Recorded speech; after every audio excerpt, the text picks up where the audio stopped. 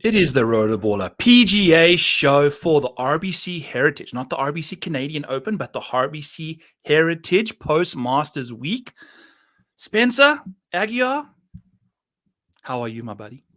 I'm doing well, Byron. It was a fun Masters. There's a lot of storylines that, if you want to touch on them, I'm sure we Yes, could for let's about chat. a 5-minute span. I think from a betting perspective, and, I tweeted this out, it's always difficult for a major championship. Like, I made this argument that I've probably run way better than expected value this year. I even talked about this with you a couple weeks ago. Like, if you look at the Wyndham Clark situation at Pebble Beach, I hit that at 100-1. He played 54 holes. And when you hit an outright win there, that's going to obviously help a lot of what the rest of the season was. But I thought for the most part at the Masters, the picks were actually pretty good. It's just, you lose by one shot with Austin Eckroat missing the cut there. And I know that Austin Eckroat was a player you liked. I faded Justin Thomas in a matchup against Victor Hovland. Oh, God.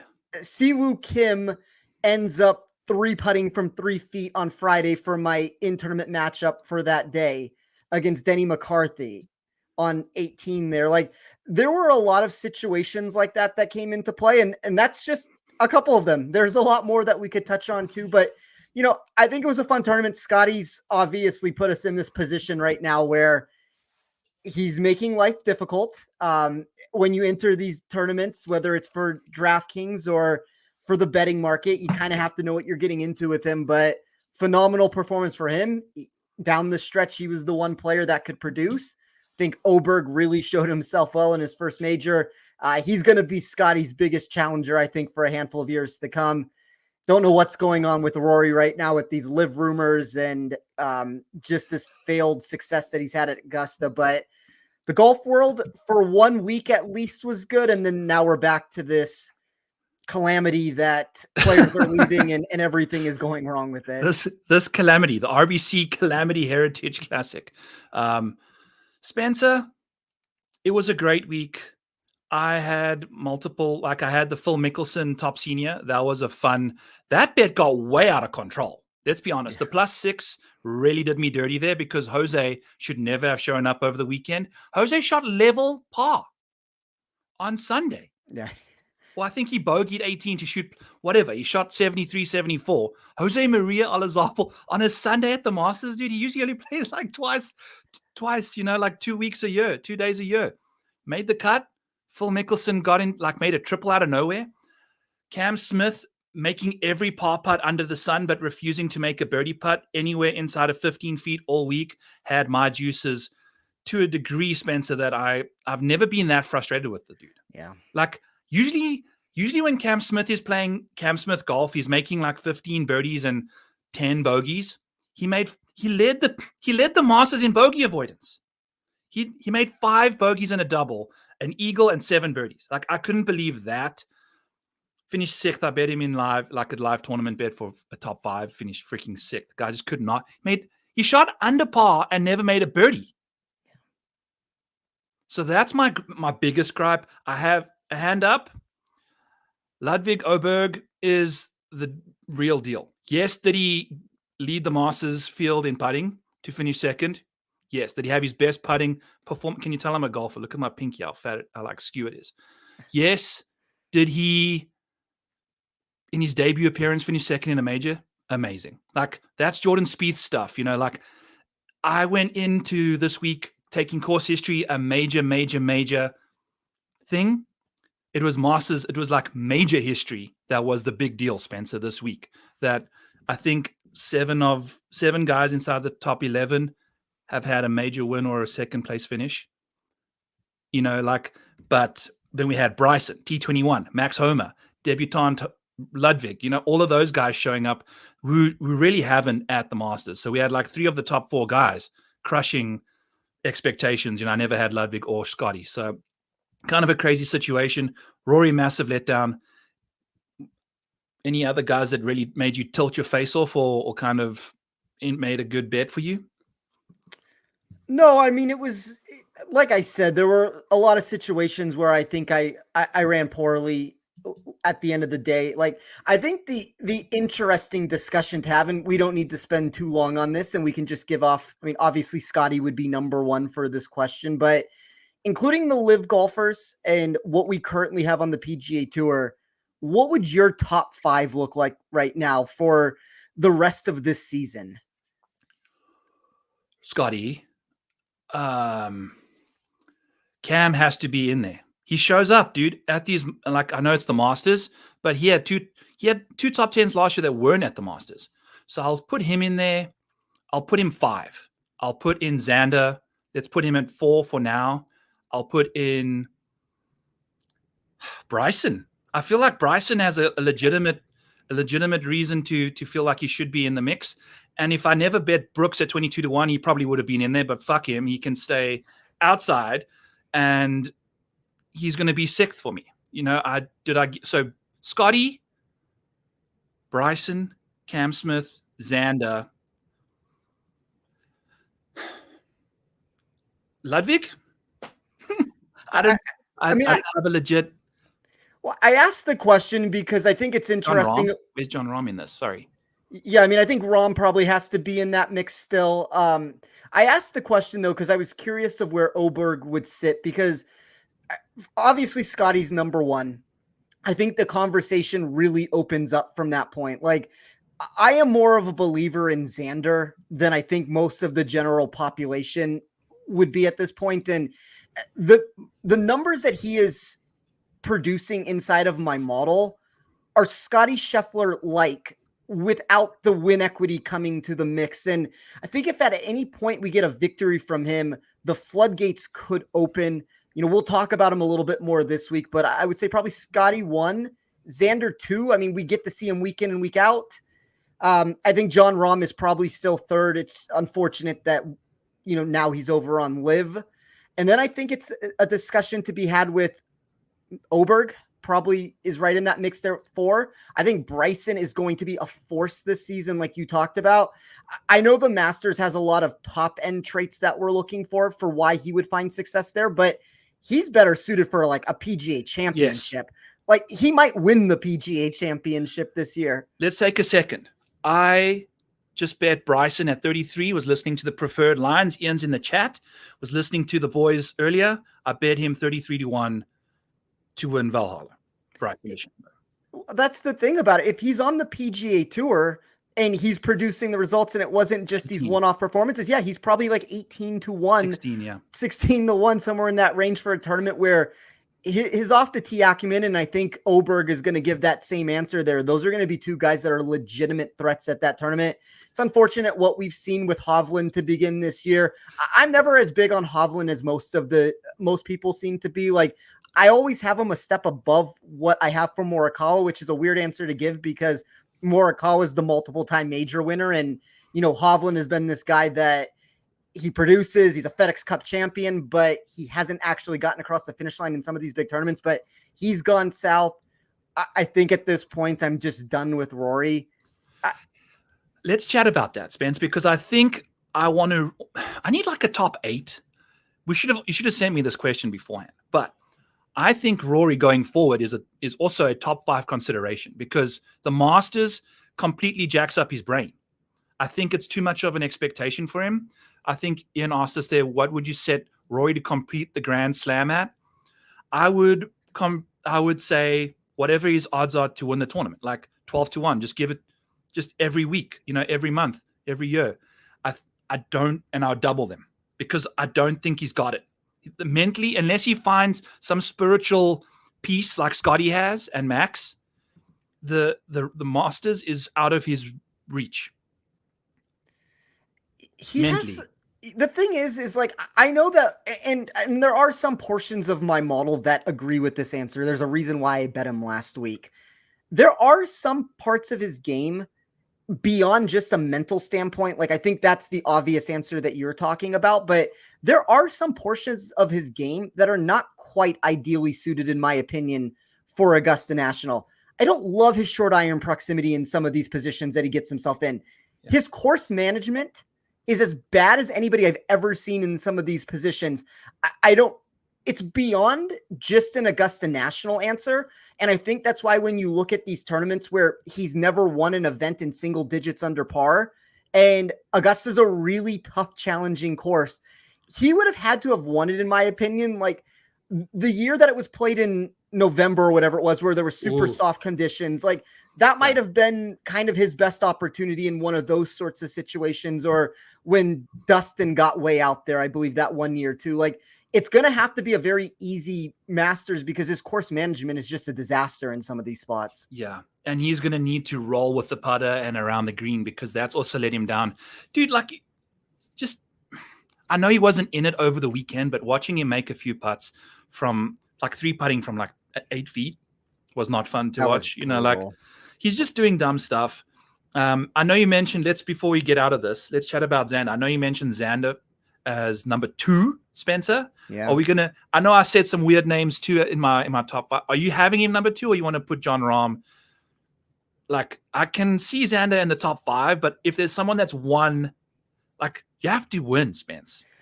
I understand the argument to that. I do think from a statistical perspective, and it goes back to the Rory argument that we're having, where there's something that happens, even if we're just saying mentally at Augusta, Xander seems to have this every single week. I'm going to stick with Xander as the second best player in the world. Going forward.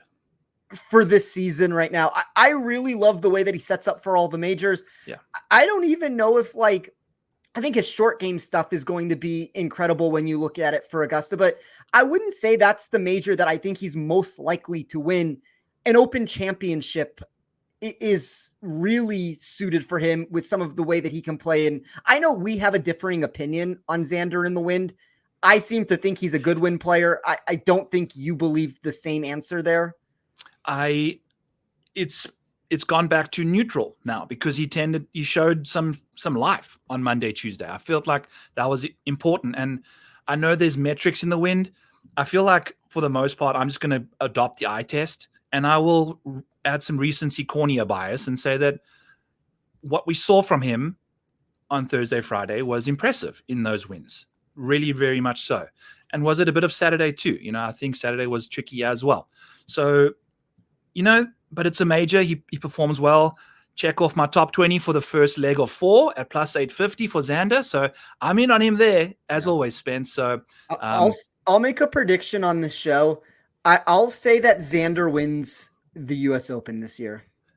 The U.S. Open, not Hideki Matsuyama and his incredible irons over there. Xander Schauffele. Well, I mean, I think Hideki for all the reasons that we've talked about, and that was a great number grab that you found. There's tons of reasons to like Hideki there, but I think Xander produces a lot of similar qualities that we would be looking for. I mean, and with a better putter at the end of the day, like that's the thing. If when you look at all these elite players, and I've been a really big Max Homa advocate in a lot of these spots too.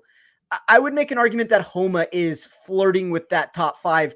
We have now seen back-to-back occasions with him where he has produced in major championships. If that's really the one thing that was holding him back from being that elite caliber golfer, I think Homa has consideration for the top 5, which would be against the grain there. And I know he missed the cut at the Masters, and we could talk about how it was the wrong shot shape for him at that course. And he really just blew up. But like Wyndham Clark is a great golfer. Yes. He's a legitimate top 10 player in the world. And you could decide to push him a little bit higher based off of certain answers, but it's names like Xander and Homa and some guys like that, where they actually have the putting acumen to find high-end success more so than a lot of these other names. So I always think they're in play for these tournaments. Absolutely, Spencer. And moving away from the Masters, that gives Wyndham Clark an incredible up boost. You know, not having, this is what I expected from Ludwig. Is what we got from Wyndham. You know, like not as bad because he kind of melted down, but I expected some dumbass rookie mistakes, not to lead the field in putting. You know, like I think that was my thing from him there. Where would you rank Cam Smith in the top whatever? I think from a major championship perspective, and that's all we're going to see him this year, unfortunately, I would say his 2 best chances of victory probably come at the Open, which is a very natural answer. And I would say it probably comes at the Masters. And We've unfortunately lost his potential there. I still think he's very wayward off the tee in a lot of positions. We can dive into numbers for some of these other majors, but I do think he's missed one of his big opportunities. And you kind of talked about it. He played pristine golf. He just never actually produced birdies, which is a problem at the end of the day. Incredible, dude. I could not believe my eyes when I was watching Cam make every par save under the sun. And he was sixth in the field in putting and made freaking 7 birdies, dude. That's just incredible to like for Cam Smith, of all people. Such a weird situation. I think if we look at it though, like he has to be somewhere in that top 10. When I ran him for the Masters, he was the 6th overall player for me. So spot on. Yeah, I mean that one ended up being, and Scottie was number 1. So those two pieces, if I could have just built directly off of that probably would have been a great week. But there's a lot of talented players. Golf's obviously better when they're all in one place together. And if Rory does leave, it only muddles the waters even more. And this isn't like a conversation to have on this show necessarily, but if Rory does leave, he is the biggest hypocrite Oh, sorry. Go ahead. No, I was just going to say he's the biggest hypocrite because I understand that a lot of people think that he has been turned into the scapegoat in this situation. I think Rory was calling a lot of the shots behind the scenes early on with this.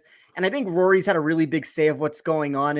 And I don't know. It's one of these situations now. Scottie starts making putts and Scottie looks unbeatable. And, Rory just goes and just wants to go away at this point. So it's a lot of money. I'm not going to tell somebody not to take money in this situation, but I don't know if you can be that big of a person that's against the tour and then do a 180 and now join the tour. I know Jon Rahm did a little bit of that, but like Rory's really been the poster boy of why you don't make that decision. What was the number? 850 That's million? I mean, if that's a real number, that's a ridiculous number. Poppy's going to be wiping herself with gold-plated ass wipes for the rest of her life. Like that's just how it's going to be. I don't know, buddy. I just try. I just go with the dodo, the ostrich mentality. Just put your head in the sand and just like hope it doesn't happen. If it does, you wake up and you'll be like, well, here we go. Off we go. How big of an impact? Obviously there's some impact that takes place. How big of an impact do you think that one is? I would say it's the second biggest guy they can grab from us. I think, everyone's mentioned Spieth being, when he's playing the best golf, dude, he draws eyeballs like crazy. Rory would be second. He's Rory. I don't think there's anyone else on this. Even Scottie, dude. Like, I think I would send Scottie over instead of Rory. Because Scottie's like boring as balls to watch, dude. Like at least Rory makes like golf look fun. And I think that's what Scottie's situation. He makes golf look so easy. It's not even fun to watch. Yeah. If that makes any sense. But I think that's fair. And that's why he's priced $13,300 at the RBC Heritage, Spencer. And we don't have ourselves a $5,000 range, which is a crazy situation. I thought that was going to be a thing going forward. I guess a signature event limits the field size, which we'll once again go into the fact that I'll be playing. You mentioned last week, Spence, Scottie's not going to be in the winning lineup. He was in the millie, but he wasn't in my $33 single entry, which is what we were chatting about. Like in some variations of contest, he wasn't. And I think the less guys you have in your contest, that's where you want to not play Scottie. You have to play Scottie when you're going up against 450,000 other people. I mean, it obviously takes a much different route when Scottie ends up winning. Like that's the worst case scenario when you don't play him in some of these bigger like millionaire makers and things like that. I also don't think it helped when Tommy Fleetwood is a name that ends up shooting up the leaderboard. There were options like him and DeChambeau that were easy enough to pair. I think if it's a situation where if it's Rory and Xander and some of the very high end guys, it would have been a little bit more difficult to fit Scottie in those builds. I think from a game theory perspective, it's easier to get the answers correct when we're making hundreds of lineups and there's hundreds of thousands of people in there. I do think though that what we said at least held true on some of these smaller contests, just because there's not as many builds. It's going to be harder to get the exact pieces correct in those single entry sort of builds there. But I mean, it's a very difficult tournament to look at here when you have a $13,300 Scottie and it only goes down to $6,000, and the $6,000 range is pretty gross. Yeah. So Scottie plus Seamus Power leaves you with Seamus Power $6,100. Scottie plus Seamus for your next 4 guys, your average remaining salary is $7,650. So have fun living in the 8s and the lower 8s in this, unless you go Scottie 6K, 6K. But now you've got 2 6K guys in your lineup, like in an elevated event. Maybe that's the way to go. Maybe it's not. I don't know. I won't be playing Scottie Scheffler. That's all I know, is because it's too difficult and there's too many good names you're passing up. Stacking, like you can stack a Max Homa, Matthew Fitzpatrick. You can stack a Wyndham Clark, Will Zalatoris, Seth Theegala if you go not the Scottie route. You can really get a solid. Yeah, I see her saying that you can obviously go with Chandler.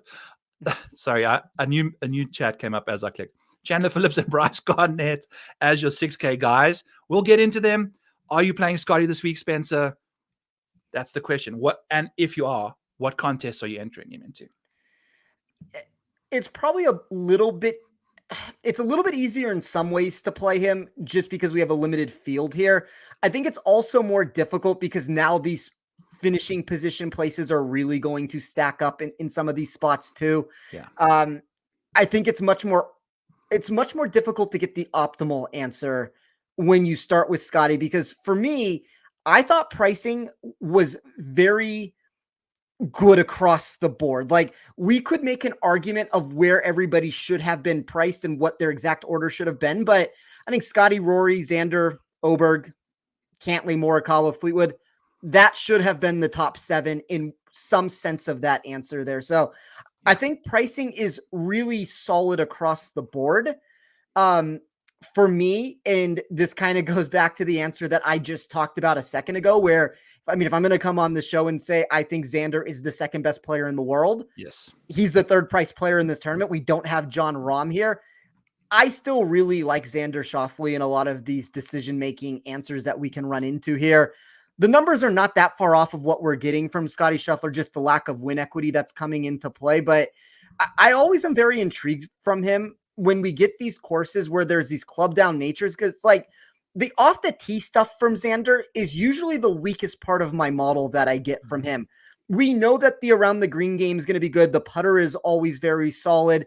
Even his approach metrics have been trending for me. And I think that's why we're getting these more consistent finishes. But if everybody's going to be finding these fairways and now we're playing second shot golf from there, the best player with that is probably still Scottie Scheffler. But like, I do think Xander is a little bit closer at this tournament than he would be at some other places. And I'm not coming on this show giving this prediction because I think this is a really lazy narrative to take, but it is more likely that Scottie ends up pulling out of this tournament if his wife, like, we were looking at about a 3-week span. Like, now we're starting to actually enter the range where with 2 weeks, it could possibly happen. Yeah. And there's less of a reason for him to say, I know it's a big elevated event here, but it would worry me ever so slightly that Scottie would actually leave. And when Xander for me is kind of more so the 1B than the number 2 in my model, there's a lot I really like about him from a statistical perspective. Like, I posted it in my Rotoballer article, the DraftKings article that I do.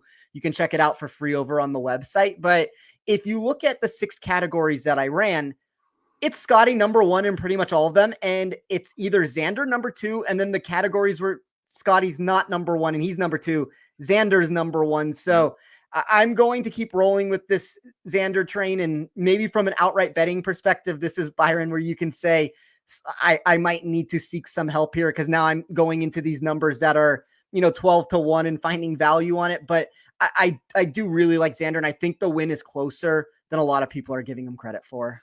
Fair. We're going to see about 50% of shots, Spencer, come from 150 to 200 this week, right? So if you're not going to get the best on approach from that, which is Scottie, go to the second best, which is Xander. That's what I like. I like him a lot, Spence. But to kind of talk you off the ledge from an outright perspective, I have a 14-1 bet that I made this week as well. But I was mowing my yard earlier, and big old Ernie's laying right over here on the floor, Ernie Elf, the Big Easy, decided to take a dump on the like strip that I hadn't mowed yet, that was just right next to where I just come from. Why you do that, I don't know. But every time I got close, Spencer, he decided to take a poop right before I got there, and he had to clamp it off and run somewhere else. Okay. This is what Xander Schauffele is. This is the Xander Schauffele experience. He decides to take a shit somewhere, a mower gets too close to him, and he clamps it off and runs somewhere else. It happened twice today. He didn't learn his lesson. So that's my Xander Schauffele analogy for you, is Ernie taking a dump in my grass that hasn't been mowed yet. But it's the same thing. He's perfect form. He's got everything you need to drop that deuce in the long grass. But then the mower comes up, the heat gets turned on, there's some exhaust fumes, and it's just not there, man. I don't know. I'm going to keep going to him in placement bets because I feel like his consistency is incredible right now. And I think from a DFS perspective, I would also agree that he should be priced higher than Rory, potentially 11.5 with Rory 10.5. That's how I feel this pricing should be. So I'll be going to Xander at 10.8, and I'll also be going to Ludwig at 10.4. I'll also be playing Ludwig 14-1. Spencer, around this venue, and I know I'm likely going to sit with egg on my face because it's the week after the Masters he just finished second in. But going into the Masters, the reason I faded him is because 4 of his 5 top 10s came at the RSM Classic, Pebble Beach, the Players, the John Deere Classic, all these short courses. He's got such accuracy with his driver. He can just thread the needle on these. I think Joe Idoni was saying on preferred lines just before we got on here. 21 yards width of fairway, further down, past 280 or whatever. He's got the accuracy. Dude, just watching him at Augusta, and it's just stripe shaft, off the tee, it's just incredible to watch, man. It's on repeat. So we're going to just have to wait for that. And then you get all these, he's going to be hitting wedges potentially where guys have laid up backwards. That's if he's ultra aggressive like he did at the RSM. He also putted brains deep at the RSM, as good as he did last week, his 2 best putting performances. Does he produce another great putting performance this week? Potentially not, but he's feeling it. If there's not a golfer that's got all the momentum in the world right now, he doesn't have to answer to any winning press conferences or anything like that. I don't know. What's your takes on Ludwig? So one of the things that my model does, and I've talked about it quite frequently, is I like to look for an expected, I take all 18 holes and just take a calculation of what the expected score would be for every single player. And that's exactly what happens to me, by the way. It turns into Xander and Cantlay find a way to get into every single build that I do, and they're usually on outright cards. And I like Cantlay this week. I think this has always historically been a good venue for him. But one of the things I like to do is take all 18 holes and recalculate exactly what I think the scoring should be for every single player. So it excludes any of this other stuff that we're talking about from a statistical perspective. It's kind of just taking each hole and then putting a weight on it. And then I'm doing that throughout 18 holes to figure out what my answers say. Number 1, Scottie Scheffler. That makes a lot of sense. Number 2, Oberg. Number 3, Xander. Number 4, Rory. Number 5, Colin Morikawa. So I think that answer, and that's kind of been the sentiment that my model's been on. Even last week, I want to say at Augusta, I think Oberg was the number 2 projected scorer in that area behind Scottie Scheffler there. So, there's a lot of positive traits that Oberg's bringing. And we talked about this last week, and I liked him at Augusta. I thought that more so than anything, it was just that narrative of a first timer at the course, and he wasn't going to get as much love as I thought he deserved. But we even had the conversation, and it holds true. He has historically, from an upside perspective, usually been better at these club down courses. So I like Oberg here. As I said, I think pricing is very solid across the board. I guess my question for you would be based off of that. Is there anybody that you are out on? Immediately you're going to be lower than consensus, or you're just not playing them at all? I'm 1000% out on Scottie, and I don't know what ownership is going to come in at this price.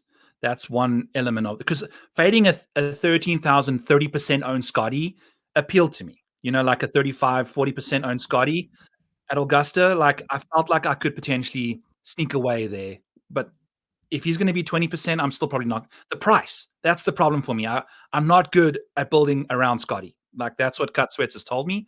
I'm out. And potentially with the pregnancy and stuff, the ownership's going to be down, but the price is too. I can't do it. So I'll also be out on Colin. Colin played well above his baseline last week. Yeah. He's so good in majors when it comes to short game. His short game in strokes gained in majors is absurdly better than his short game in normal tournaments. For some reason, it happens. And it's not just putting, it's also around the green. I don't know what his deal is, but mental. It's like, it's weird. I don't know. Maybe he just feels like he can, like, really, I don't know. I don't know what changes your chipping and putting in those situations. But who would you say you out on? I think I'll be playing Cantley. You can't not play him at this venue. He's not playing good golf right now. It's also ownership dependent, but Yeah, I think ownership's going to be pretty flat for the most part. Maybe center a bit about around a Ludwig. I do think, and this is maybe where my model's just a little bit more aggressive than a lot of answers you're going to get. If we drop down into the $9,000 section, my math really likes Tommy Fleetwood this week. So I think if I'm directly comparing Fleetwood to Morikawa, I would rather play Fleetwood. I think Cantlay and Fleetwood are very close there. And I'm also lower this week on Rory McIlroy. So, like, for me, we'll exclude Scottie for 1 second because I do think he has a little bit more playability here than maybe I would give normally an answer for. I mean, like, he's just so dominant at this point. But for me, it's Oberg and Xander are the two that I am most inclined to want to put into builds. Yeah. And you can potentially play Oberg and Xander. I haven't tried. I don't know if that works, but I feel like you can put yourself in the same situation as you find yourself with Scottie if you go Seamus, Oberg, Xander. I'll do it right now, but I'm curious as I also think that what Darbo just said makes a ton of sense. At least like for what I'm looking for with Scottie here. I think this is why the ownership is going to be lower because people are going to be afraid to put him into a lineup. There may actually be a potential here where you're getting leverage by putting him into a build. I'm curious to see where that ownership lands, but I think, I mean, it goes without saying, it would be a ridiculous comment to say that Scottie does not have playability, but I do think we reach certain tournaments where the ownership becomes too much and the price tag here does make it a little bit more complicated. But you add the narrative about Meredith and this price tag with a $6,000 range. And for whatever reason in this space, and I've never understood this, somebody wins a golf tournament, even Scottie Scheffler, and it's like, all right, off of him for the next week. Yeah. Unless Scottie, and I'm sure we'll get a better indication, unless Scottie comes out at some point and says, I'm going to be leaving. Like, I assume he's coming here to play golf for 4 days. So I think that that's probably an overblown narrative that does bring down the ownership. Yeah, I think so. And both those guys at the top are kind of in that same boat for differing reasons. One's about to give birth to a baby of $850 million, and the other one just a ball striking baby of DNA Premier Plus. Just who the heck knows what that kid is going to do in its life. But I just ran it, Spence. If you go Xander, Ludwig, Seamus Power, you're getting 75.66 for your next 3, whereas you'd be getting 76.50 for your next 4 if you go Scottie, Seamus. To me, like, why would you just not go with 2 guys, like that are almost, one of them being 2A, call Ludwig 2D, maybe 1D, to Xander being 1B to Scottie. Like, you can fit them both in. You can't do that with Scottie. Well, that was the problem last week too. And as Darbo said, like, I think there's a lot of groupthink mentality that ends up occurring in these spots and these narratives and these trends that end up taking place. Like, Darbo running the show for us right now. I mean, they're good points that he's bringing up with it. And like, I always say this, like, I'm always going to be the person that goes against the groupthink mentality, and specifically here for DFS, because if we know a projection of what ownership's going to be, we can actually simulate these results and try to figure out what the optimal route to take is in some of these positions here. Yeah. So it always comes down to ownership. It comes down to contest selection. It comes down to all those narratives at the end of the day. But I mean, sitting here on Monday, I can't give you those answers, but I think as over the next 48 hours, we're going to get a much better indicator of where everything's moving. Absolutely. And Joanne's spoken. Fade Scheffler this week. We must listen to her. So that's how we're rolling. All right, Spencer, some fun names. We got Tommy Fleetwood, Max Homa, Fitz, Spieth, Wyndham Clark, Will Zalatoris, all sitting in the 9s right over here. Who are we going to? Fitz has won this tournament before. Jordan Spieth has won this tournament without a putter. Max Homa says he's going to be drinking way more beers than he did leading up to the Masters. So is that a narrative we kind of fading? I would feel I'd be in that inclined. Tommy Fleetwood. What are we getting from Tommy Fleetwood this week? Playing some better golf all of a sudden. I think that's back-to-back top 10s now. that he's had, one of them being in the Masters. Wyndham Clark. I love him on these shorter courses for some reason, especially on a short course, Spencer, that rewards long iron play. That's like a beautiful combo. A short course that is very wedge intensive. I don't know how much, I appreciate that versus like what we're going to see this week, 150 and out also after laying up. So give me Wyndham Clark in that department. I'm going to have to cut down this range, but also I'm almost way more inclined to play the majority of these guys in this range than a Colin, than a Cantley, than a Rory. I agree with the names that you said, but I think for me, I am more inclined to either want to drop down into the 8,000s or move up into the 10,000s. Like, if that means that I'm more aggressive on Oberg or I'm more aggressive on Xander, and there's a lot of players in the 8,000s that we can get to that we can have the discussion with. But I mean, Fleetwood for me is the one guy that I want to be over what the consensus is on him. I think we have discussions where my model likes Wyndham Clark this week. It didn't like Max Homa to begin with. So if we want to talk narratives of this, like, I'm not going to not play somebody because he says he's going to go drink, but like my model also had him as one of the worst values here for whatever that means out there. I just think for me, it's one of those positions where I do think Fleetwood is very similar to the Morikawas and Cantlays. And I do think Morikawa and Cantlay have playability for that reason, but I kind of thought there was this, I don't want to say significant jump, but I did think that there was enough of a disparity between these names to where, like I said, if I think the top 7 players are correctly priced, that just means that everybody beneath them is all of a sudden going to either be worse value or not as intriguing to move up to in this range. So I'm a little bit more top heavy with how I'm trying to build this. And that's where it makes it tough if you go with Scottie, because you go top heavy with him, you really start condensing down all your the other player win pool. Equity. Yeah, and there's only so many combinations that you can actually play with Scottie, and I haven't made a decision one way or another with that, but it's probably Fleetwood for me. I'll let you talk to me about this range. I don't necessarily have massive gripes with a lot of these names, but I will say, Byron, there were a handful of these options that are much lower inside of my model than I think what the group think mentality would be. And I mean, just to give those names, to not just give like some like blanket level statement and then not touch on it, it would be a Jordan Spieth, because I think he's a former champion here and the market is going to jump towards him in a lot of these spots. It would be a Will Zalatoris for me. For whatever reason, my numbers are a little bit lower on him. It would be a Max Homa. Those are just 3 options that my model thought were, I don't even want to say overpriced. It's just in comparison to everybody else that we're talking about, there was less win equity and also less safety in the mix there. Yes. And I think that's the thing with them is Fitz, Spieth, Fleetwood, Homa. I mean, for at least Homer's giving you a bit of safety. He's actually despite his incredible performance at Augusta, he's the only dude in this range, Spence, that has a top 5 rate that's single figures. Everybody else has got top 5 rates that are sitting in the like the 20s. Max Homer's only finished inside the top 5 in like 9% of his last 22 starts.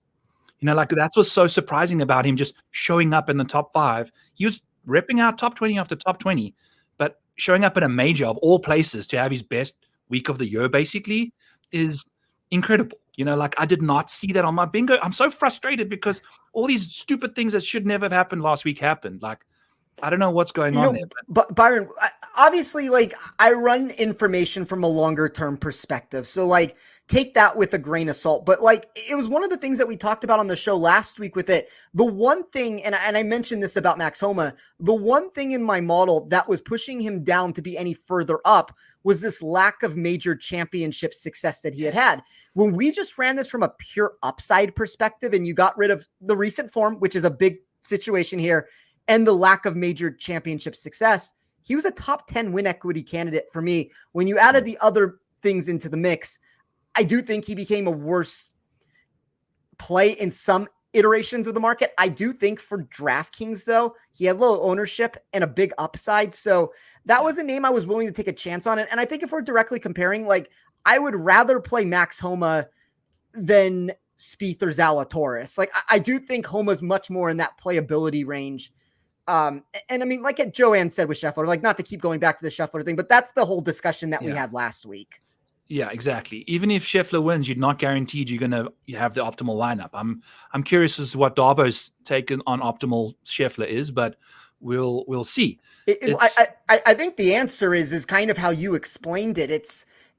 I think in these smaller single entry contests, Scheffler becomes a worse play if the ownership is going to stay where it is. I do think in some of these big contests, there's obviously still the chance that you can fade him in some of these spots because he needs to win. But, you needed that for the Masters to actually get the maximum upside to it. But, yeah, I mean, those are my thoughts in the 9,000s. If you have anything else you want to say, we can talk about them. If not, we can move into the 8s. Let's dive into the 8s, baby, because I'm going to be loading up on. Like, the balance build for me is going to be a thing. Like, this is it, folks, because I'm going to be rattling off names here again. We are going to do. Oh, we got a Jets uniform release, Dag. Okay, I see what's going. I've got some ADD stuff that I usually have in my show, Spencer, that I'm rolling over to the Rotoballer show here, but it's okay. So Sahith for me at 8,900, the volatility, he's shown he can show up on any venue. I think he's going to show up pissed. Like he really wanted to play well last week, I'd imagine, did not. So we know with Sahith, you can literally have the worst week of your career and win or finish second the following week. Like, that's just what he does. He's an explosive, volatile guy. Shane Lowry, $8,500. This kind of a venue, just he's super accurate off the tee for a guy that's like, as long as he is, the balance is very nice there for Shane. He's a very good driver of the golf ball. That's what I'm trying to get at you. He's a very good long iron player. I think his irons have been trending very nicely. At this price, I'm willing to go there. Russell Henley at this price again. Like, we're going to get a Russell. This to me is one of the few values I think down on the board here, Spencer. And despite Russell's ball striking kind of disappearing over the last little while and the short game showing up, I think that actually translates kind of nicely here for him, because the ball striking off the tee, he's always been accurate, so that's never going to really change. And I think he plays safely. So I'll take Russell at $8,100 and then Siwoo. Yeah. What is this guy doing? To me, he seems very safe considering he's missed 3 cuts in the last 5 years, but he's a perfect course fit for this venue. He lacks distance. He's super accurate, and he's a very good long. Like, he's a good iron player. Like, why has he not had success yet? I don't know why he has not had success. So for me, there's 3 names that I am very bullish on. You just named 2 of them. I thought the best value on the board from $7,000 and up was Russell Henley. That was the very first outright ticket that I punched at 55-1. I always look for comp courses with the putter. It's the Steven Yeager answer that I talked about a handful of weeks ago. Talked about it with Scottie at the API. I'm always trying to find these positive trajectory moves with the flat stick for these golfers that have a ball striking acumen that should find success at the course. And if all of a sudden you can throw into the putter to the mix, now you have this win equity that comes into play. Yeah. Russell Henley was one of the biggest movers for me in that area, just like Steven Yeager was a couple weeks ago. So I really, really like Henley here. Don't know why Siwoo has not found success. My model liked him. He was inside the top 10. Cameron Young, Joanne talked about that. Cameron Young is a very intriguing name for this course. All 3 of those options, and that's kind of the answer that I was giving in general. Like, if we want to say the top 7 names are correct, I thought Siwoo, Henley, and Cam Young were probably the next 3 best names, and that's excluding everybody else in the $9,000 section. Yes, there's a guy in the 7s that I think is also very mispriced that we'll get to here shortly, but I agree, Spencer. And another reason, I guess you can probably fit 1 or 2 of these guys into a Scottie lineup at 7,650 for your other 4, but that's what you're limiting yourself to, is the bottom of the 8s, the middle of the 7s. I think we're going to keep harping on about it, but this is a game. You got to piece your puzzle together, and you need 6 pieces. Scottie Scheffler's piece is too expensive. You got to drink too many beers and lose too many puzzle pieces on the way to kind of play him. So I agree with you there, Spence. Was your 3rd guy Tony Finau? Cameron Young. Well, I like Tony Finau too, but no, Cameron Young, Siwoo Kim, Russell Henley. Those would be the 3 for me. I do think Finau has playability. He's inside of the top 10 of my model for overall rank. And Finau, even with the lack of win equity that he seems to bring into the mix, my model always likes him from an upside perspective. So I think it just comes down to the ball striking. Like, the putter is always what ends up bringing and holding him down. And I think for me, Finau and Siwoo, those are the 2 concerns that I have, is that the putter has not been great this season. And that's one of the reasons why. And, I see Keegan Bradley's name in the chat, and I had this dilemma where I didn't know if I wanted to go with, and I think this is a good transition down into this $7,000 range. Yeah. I bet Xander at 12. I bet Russell Henley at 55. I was trying to figure out how I wanted to piece out, if I wanted anybody else, and if I did, how I was going to piece that out. I'm not somebody that likes a lot of exposure to my card. You start with a 12-1 name, you already have exposure no matter how you want to do it. So I was trying to figure out how I wanted to wrap up this card, and I was considering Siwoo. I thought when he was in that 45-1 range, and I do think that's still a good number. I hated some of the putting returns from him that I had, and he may win this golf tournament, and maybe, unfortunately, this will be the 1 week after playing him a million times that I'm not on him for this event. But the name for me that I ended up backing was Keegan Bradley at 100-1. I wrote this also in my Rotable article. There were 12 golfers that were inside of the top half of the field in all 6 categories that I ran. Keegan Bradley was one of those 12 names. He's also the one that was the deepest option down the board that you could really find that had a triple-digit figure in front of him. So boom or bust play with Keegan. Like there's no doubt about that. You have to know what you're signing up for when you play him. But I think when we're talking like win equity markets and in some GPP contests, I do think he has a lot of playability in that sense. Yeah. And he's just thinking about what Keegan does. He doesn't bomb it off the tee. He's just consistent, consistently doing his thing. And I think he's a great course fit. I think been playing like ass, but I think going into the week after a decent performance at Augusta, he's never played well there. And he finished 22nd. That can just give you so much confidence, Spencer. So I'm kind of, I don't know what's got into me that I'm kind of leaning into these narratives. This is what Augusta National's done to me. I'm a narrative guy now. I'm not even like leaning into my stats as much as I typically do. But, there's momentum from a big event like this. We've seen guys from Ryder Cups and things like that where they just play well. All of a sudden, boom, chakalaka, they're rocking and rolling. I have a question for you in this $7,000 range. And I'm going to give you some of these options are a little bit more polarizing than others would be. There are 3 names that I really liked in this section. You can give me a breakdown of either a yes or no, or if you want to say a little bit something about them, go for it. But let me give you these 3 names, and we'll start with the yes or no here. Brian Harman. Yes. Chris Kirk. Yes. This might be the more polarizing one because it's a little bit more boom or bust, but JT Poston. Yes. I'm a yes man. So I'm gonna have to grab the machete at the end of this week, or maybe I need to just play 150 lineups. I don't know what I'm gonna do, Spence. I'm all over the place because JT, course history, 8th miscut, 3rd miscut, boom, like boom or bust, literally the definition of. There's Brian Harman, had one of the craziest weeks on approach like 3 weeks ago. Was like sizzling with the irons. Lost the plot a little bit. We've missed the cut at Augusta again. He's never made the cut there, like hardly. He doesn't play well. I'm okay with that. Fine.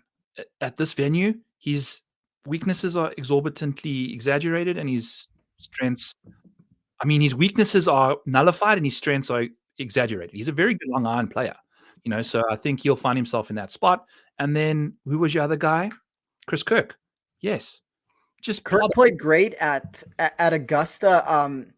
That was the one thing that went right for me last week is that I had Kirk over Eric Van Rooyen in a matchup. I think I had Kirk 21st overall. He finished right around that range. I might have even been better than that, but right around that range at the end of the day. So this $7,000 section has a lot of playability for me. And I think like those 3 names, and then you add Keegan Bradley to the mix, who's going to be the most volatile, I guess would be the right word to say for him, where like if the pieces, and I know that's a weird answer to give for a golfer that was inside of the top 35 of my model in every single category that I looked at, but I still think that his actual expected performance is a little bit more boom or bust than a lot of these other options. But I think for GPP contests, outright bets, it's kind of what I'm looking for. So yeah, for me, it's Bradley, Harman, Kirk, Poston probably would be the 4 players that I like the most. Cool. Can we add Benny on $7,900? I got him at 75-1 this morning. Posted that in the Discord. 75-1 for Benny on, or is is that that's a 45, right? I've been all over the place, folks, today, but as you can tell, I've been marching through the marshlands of my yard mowing. But regardless, I'm playing Benny on. I think it is right because it was a crazy nut. Like the disrespect on him is unreal. We've got so many finishes from Benny on that are right at the top of the board. If you take a look at what he's been up to the last little while, had a 16th place finish at Augusta, I think. We've had 8th place finishes in big events. We've had Sony Opens where he threw a brick from 4 feet, like to not extend a playoff. He plays well anywhere and he's playing good golf, like he's a boom or bust candidate again at $7,900. I'm in on him, bet him for a win as well. Also Seabears, Spence. The guy irons have been so good at a second shot golf course. We're going to get this dude who's showing up with his irons and at a forced layup venue, that's usually his biggest issue is off the tee. So we take that out of his hands. We're looking good in that department. Give me Bezzy. I have a few other names right in this range too. Tom Kim and Sahith. I've got both. I've got all these guys north of 40. So it's 40. The rest are all in the 70s there. So I've got all of these guys. Sahith, obviously, there's nothing to chat about there. We know what he's up to. He's just boom or bust. Tom Kim, as also, Spence, taking a final round. This is all I'm glomming onto off of last week is a final round at Augusta at 75-1 for Tom Kim. To me, a 3-time win on the PGA Tour at a short venue like this should not be that price, despite regardless of how bad he's been playing last. I think he's a better bet probably than anything at those numbers that you're talking about. I didn't get on him. I worry about some of the long-term data that I have for him. I think he's going to be very popular. You think so? See, I have seen his name, and maybe this is just a betting answer. I've seen him on every single betting card that has been posted. Yeah, but he was 100-1. That's fair, and I think that's why anybody who jumped on him at 100-1, it makes complete. He's one of those options. I'd like to see where the ownership lands, but he's one of those players that works better in the upside markets. And I would say Ben On is probably the same answer there. I hate the course history from Ben On.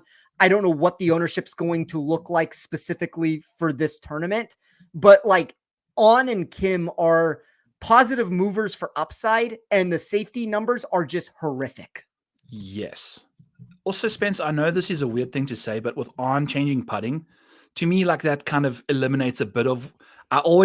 I'll glom onto his 8th place finish he's had here, but ignore the miscuts, because I'm going to just blame the putter, like blindly. I know it's not, but yeah, and there's also something to be said. Like it would be hypocritical for me to give a different answer than this. I'm the person at the beginning of the year that was looking at Bo Hostler, who had missed like 5 cuts in a row at a tournament, and saying, I think he's playable here because he's a better golfer now than he used to be. I think Ben On fits a very similar answer. I worry from a statistical perspective, and my model usually really likes him. It liked him at Augusta. It's liked him in most of these tournaments. This is about the least that it's liked him. And a lot of that will come down to the lack of the course history returns that we have. And, 48th for me overall, though, is kind of where the problem comes into play. There is a decent percentage of that is just the course history that we're talking about. But even if I remove that, he's still only 34th overall. I don't know. I mean, I think that 34th number starts getting a little bit better, but even at 7,900, I just worry that it might not be the best setup for him as some of these other venues have been. Yeah, it very likely could be. I don't know. He hasn't really given us a blueprint, unfortunately, to what, we can expect from him. He's played well and very badly everywhere. I guess that's volatile in a nutshell. So, you would think that a lot of the bogey avoidance that he brings to the mix would look nice. Maybe there's something to be said that he loses what's potentially his biggest strength of his driving distance. He's also, I know you have this in your thing, Spencer. Look on courses shorter than 7,200 yards. That's where he thrives, actually. He popped in a lot of different areas also. Like when you look at courses that have very little rough to the mix, he was inside of the top 15 for me. So there are areas that would make you believe that it's still an okay fit, but I mean, he hasn't necessarily produced that on a consistent basis at Harbortown. Correct. That's very true and undeniable. You know, and I guess to take what you've said about Xander, if you don't win until you do, that's the situation, right? So let's that's what we apply run that into. Yeah. to Benny Anya. I'm fine with that. Some names to throw at you as we get out of this range: Tom Hoagie and Brendan Todd. Some bottom of the 7K range options for me there. Then we go to, you like them both, Spence? Yeah. I think both. You think of shorter courses, like the way that Hoagie can strike his irons and the way that Brendan Todd at some of these positional golf courses. I think it's good setups for both of them. Yes, I think so too. It is one thing about this golf course that's really nice is it allows the likes of Brendan Todd, who's never thrived at Torrey Pines, to do it. And I see Ian mentioning basically the other name that we haven't mentioned in this range being Straka at 7.2.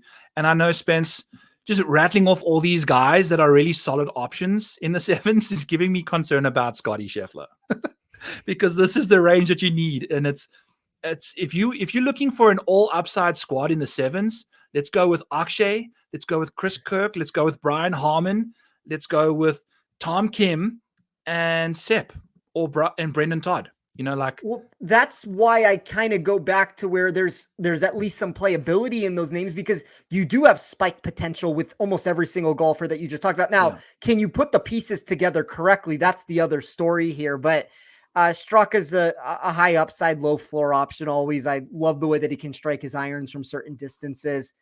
I wouldn't have a problem if anybody wants to put him into a build. It's just I've used this answer a lot. You just have to know what you're getting with him at the end of the day. Exactly. And I think that's the thing is putting 5 guys or 4 guys together, 5, because you got Seamus Power in there essentially. You don't know what you're going to be getting. One of those guys is going to not provide you with the result you're looking for because he's $7,000. And I think that's what we kind of been speaking about for 56 minutes in the RBC Heritage Rotoballer PGA show. Use code TEAL for 10% off. Use code Maniac for 10% off, depending on who your affiliations lie with. In the 6K range, Spencer, my affiliation lies with Jake Knapp, Austin Eckroat, Eric Cole. Despite the poor course history, Lucas Glover really wants me to put him in my lineups. Mm-hmm. You know, like Glover played nicely at Augusta. Does he bring a bit of that form in? Is there a specific spot on the leaderboard from Augusta that concerns you? And is there like a perfect, call it top 30 to 7th, 6th, you know, that is the perfect like comfort zone because you're going to have this good form, but not the mental and emotional duress that Augusta puts on you at the top of the leaderboard? I mean, I don't necessarily handicap boards like that. I will say with Glover, though, I think he's a great play for a lot of the statistical reasons. Like in my Rotoballer article, he was the best value that I had in the $6,000 section. I think there's a lot of names and a handful of them you rattled off yourself, but they're just a little bit more good when they're good and bad when they're bad. I think Glover's going to possess a little bit more of that overall mix that I'm looking for. Like he's a top 25 expected player for me in this tournament. And I'm not usually a Lucas Glover guy. Like most of these events where he's been somewhat popular, I've been off of him historically. We've seen good recent success from him though, over the past 3 tournaments, and the data really is trending in a certain way. So Glover would be my favorite play. I think from there though, I mean, you keep mentioning Seamus Power. Yes, I mean, I don't know why. It's just because he was the best, cheapest option for me. I'm not going to play Kevin Kisner, Chandler Phillips, Bryce Garnett, and Eric Barnes. A short positional golf course close to the coast, that's a Seamus Power situation for me. Yeah. Now, I know that that's where I wanted to go. Sitting on the can over here, I trying to average out 4 remaining prices for the other 4 guys with Scottie. I figured that out. You know, I clicked Seamus. You can put Peter Malnati in the mix. You can put Austin Eckroat in that spot. Jake Knapp, in my opinion, fits as a second cheap dude to put with Scottie. I think, you know. I think it's interesting what Darbo talked about with Jake Knapp. Darbo's pumping through the comments here, which I'm loving. So we really appreciate you with this one, Darbo. Like, I don't. Yeah, we do. And he mentioned a second ago about Knapp that he's now negative strokes off the tee. I mean, for this season, he is. That's a wild answer for a golfer that can really drive the ball. So, He also, but there for were the some season, he weird. hit it in the water. That I was going to Bay say, there Hill. were some weird Florida courses where he may have lost 4 or 5 strokes on one hole in some of those positions there. But I don't know, Byron. Like a lot of these names for me are either where I have the upside numbers are on golfers that are bringing absolutely no form to the mix. That would be like the Justin Roses of the world. Yes. My model really likes him, but we have absolutely no form to speak of whatsoever with him. If you want to get gross, and I don't even know if I feel comfortable with this, but like Sia popped into the chat and actually made this, I think, as a joke. Maybe it wasn't as a joke, but I kind of like Bryce Garnett at 6,000. You know what? He's not the worst in the world, but the fact that he went .RV is, I feel like that's his, like, this is a clause. He's a lawyer. He'll get himself just .RV implies he's making a joke. But until Chandler Phillips and Bryce Garnett finish second and third to Scottie Scheffler this week, then it'll be hilarious, So who did you like there the most? Bryce, you said, Spence? Well, I mean, if we're talking about just like dart throws at the very bottom of this board, I would probably say Bryce, but I do think my favorite play would be Glover, and then it's just a lot of those other players that we've discussed. But I'm kind of trying to avoid this range as much as possible. I do think that from a game theory perspective, you're not going to have enough of these guys hit to actually reward lineups. So, you can take for that what it is. If you think you can find one or two of those pieces, there's a different discussion to be had. But that's also those large, 150 man sort of 100,000 people contests or whatever we end up getting in some of these, to where you're going to have to be very precise to win that if Scottie wins. And that's a different answer to be given. But I think for the most part, in anything that's single entry or those like won the 5,000 man contest that you keep talking about, Byron, like I'm avoiding this range for the most part. I don't want to be down here. Exactly. I want safety. And I know we haven't even mentioned that it's a no-cut event,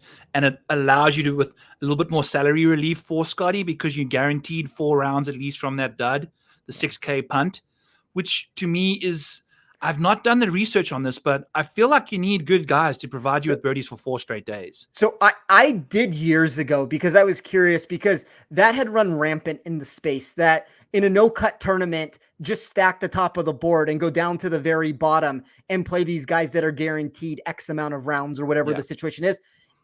It was so wildly not the route to go. And it was the exact opposite of what you should be doing, because you can't actually, while you may be able to in some of these positions, like min cash, your actual upside in these spots was severely capped. Yeah. Because you're missing out on position points, you're missing out on scoring. You're putting a bad golfer in your lineup. And the thing with the elevated events is the 6K range relative to the rest, especially low down, it's tricky. It's very, very tricky. So we'll see what cooks. I have no inclination to play too many guys in that range, like you mentioned, Spencer. Maybe Nick Taylor is an interesting name that has just got a bizarre amount of upside every now and then. I'm kind of just taking Jake Knapp's Cognizant Classic performance. I know it was the week after the Mexico, which he won, but he's pretty solid on these club down venues as well. So we'll see. Made the cut as a rookie at the Masters. So I like the Nick Taylor call out. I think he's probably one of the better options just because of the upside that he's actually bringing. He's one of those names that if you're trying to piece together lineups down here, he does have a higher ceiling than almost any of these options we're talking about. Yes. It'll be interesting to see if this is a buyback potential for Austin Eckroat or not. An accuracy golfer that you would think is better suited for a tournament like this than maybe what he got at the Masters. But I don't know how quickly I want to go back down that road after what he did to my lineups and bets last week. The amount of lineups I had with Gary Woodland, Austin Eckroat, or Charles Schwartzel. Yeah. I cashed in 0 lineups last week. I'm sad, because the guys I needed to come through for me in the bottom did not. And so be it, That's what's difficult when you're flirting with the bottom names down there. It's an inexact science, and there's some run good that has to take place in these positions. And it's a little bit more challenging to actually piece it together. we found out that you needed to have Scottie Scheffler and names that were a little bit further down to potentially come up with the optimal. I do think Fleetwood was the kind of that big separator that really changed the mix there. But there's always names. It's not to say don't play these $6,000 golfers, but there's always names at the end of the day. Yes, there are always names. There are always names. And Joe Nicely is one of those names that Ian McNeil is saying shout out to for getting him on. Kirk and Højgaard. 2 really impressive performances from both those. Højgaard made a quad on hole 12. That hole takes souls. They should just change it from whatever flower name it is to Dementor or Azkaban or something like. I'm a Harry Potter nut. So whatever you want to, let's just throw in any bad thing from Harry Potter and just make it on hole 12, because that's where magic goes missing. We lost Jordan Spieth lost his magic beans on that hole. Cam Smith has now put water balls in there back-to-back years. No bueno. No. Amen Corner is very volatile when you look at even what 11 possesses with the water on the left there. And then you get to 12 where you get this like 150-yard par 3 where balls just go floating in the bottom of the water over and over again. Flying over the green. And then you get to 13 where there's eagle potential with the right wind and on the right day where you can make up some of your score. And that's usually one of those big stretches of golf to where if you could salvage par on the first 2 and make birdie or better on the other one, you did that the whole week. You're near the top of the leaderboard probably. But dude, and it was crazy. We had the guys that were in second and third or whatever, or fourth go. Ludwig went double on 11. Colin went in the water on 11. And then Max, dude, that was like a really shitty bounce. That thing landed like 3 feet from the green and like shot into the thing. So 3 doubles right at the top of the board on Amen Corner. Took care of business for the leaderboard. And obviously Scottie just playing him like it's good old Scottie, just Mr. Consistent. Oh, God. Going about his business. All right, Spencer. So Ian McNeil shouts out Joe Nicely for getting him on Kirk and Højgaard. Who is going to shout you out next week for giving these 2 names, in particular, your favorite 2 plays on the DFS slate? I will go with Russell Henley at 8,100. I think it's just a mispricing for him. I mean, I stand by that. I think that $7,000 section has so much potential with Harman, Kirk, and Post. And I think those are names that are legitimate $8,000 plus golfers that are a little bit too cheap. So I probably will find myself with a lot of Henley and those 3 options. And I'm going to be aggressive with Xander and Fleetwood. I know that's a lot of names. That's more than 2. I named about 6. Spencer, give me 2 names. Who was it? Was you liked Russell Henley and one other name that's going to give Millie Goats, who, by the way, was right in the mix to win the $1 million. I think he was like 80th at some point. He was messaging me. I went on his show on last Wednesday. Was right in the mix there with Bryson and the gang. So shout out to him. Who are you telling him to play as your second favorite option on the board? I guess what I will say here is I think he's going to be included in the lineup because I think he's going to win the tournament. I'll say Xander Schauffele. This has been a pro Xander Schauffele show for me. So I'll go with Xander and Henley. I will say Benny On and Ludwig. I know one's way more expensive than the other. So just to give a Joe Nicely-esque type reply, let's go with Sahith Theegala, $8,900, and my guy Benny On at $7,900. So those are my 2 guys there. My outright card for this week is Ludwig, 14, Sahith, Christian Bezuidenhout, Tom Kim, Benny On, and Jake Knapp. I found a 250 to 1 on Jake Knapp, Spencer. So I mean, it doesn't even change. It doesn't even dent your exposure rate if you're just betting a 250 to 1 guy. So I have 6 guys on my card, so my Rotorball article will be delayed again because I'm going to be typing forever. Just kidding. That's an inside joke between me and Spence. But Spence, what's your outright card? I have Xander at 12, Russell Henley at 55, Keegan Bradley at 100. All those are to win 7 units. I have 0.78 units in exposure. It's a little bit more than I typically would like to be in this. We always have this discussion, but I'm not one of those people that is looking for massive exposure on these outright cards. And I normally want a little bit bigger than a 10-1 split with it. But, you start with Xander at 12 and it made things a little bit more complicated based off that answer. Yeah, which is fair, and I think what I've landed up doing is if I land up being a bit more aggressive on my card, I still just bet to win the same amount. And I just bet more. Like if there's a week that I do get aggressive, I don't change how much I look to return. I just bet the same amount and win a little bit less because of the guys I've gone in on, so there's also a structure of, one of the things I talk about quite frequently is I think when you go into a tournament, and this is not just for outright betting, we can put this across the entire board. If you're saying that I only want to have X amount of units into play, you're going about this the complete wrong way. It should always be, where is your value? And based off of where your value is, that's how much action you should be getting down in these situations. So bankroll management is very key. You want to have enough of a bankroll to where one or two bets is not like Vegas casinos are true. I know they're built for more than sports betting. Like sports betting is probably the lowest that they're bringing in, like the slot machines, those penny slots. That's going to be where it's really coming in. But people lose sports betting. Like most bettors, and we'll just use this from a matchup perspective, most bettors are not good enough to where they're or bad enough. They're usually landing somewhere between like 47% and like 52%. You're like either like a break even sort of gambler or a little bit worse. Most people don't get into that 55% plus range, but they also don't get into that 45% or worse range. But the reason why people go broke is they have no bankroll management. They start chasing. They don't have enough money to actually be able to go through these little spurts of negative runs. So it's always, if you have a big enough bankroll and, you need to be structured with the bets of where you're finding value. But, I think even just the average gambler wouldn't necessarily be losing as much as you think they would be. Like anybody can flip a coin in a -110 matchup and pick about 50% on it. That's the thing, Spence, is finding those edges, right? And that's exactly Vegas. They'll just cut you 1,000 times until you've given them the pint of blood. And that's how they win from you, because it's just what they do. And it's going to be crazy to see.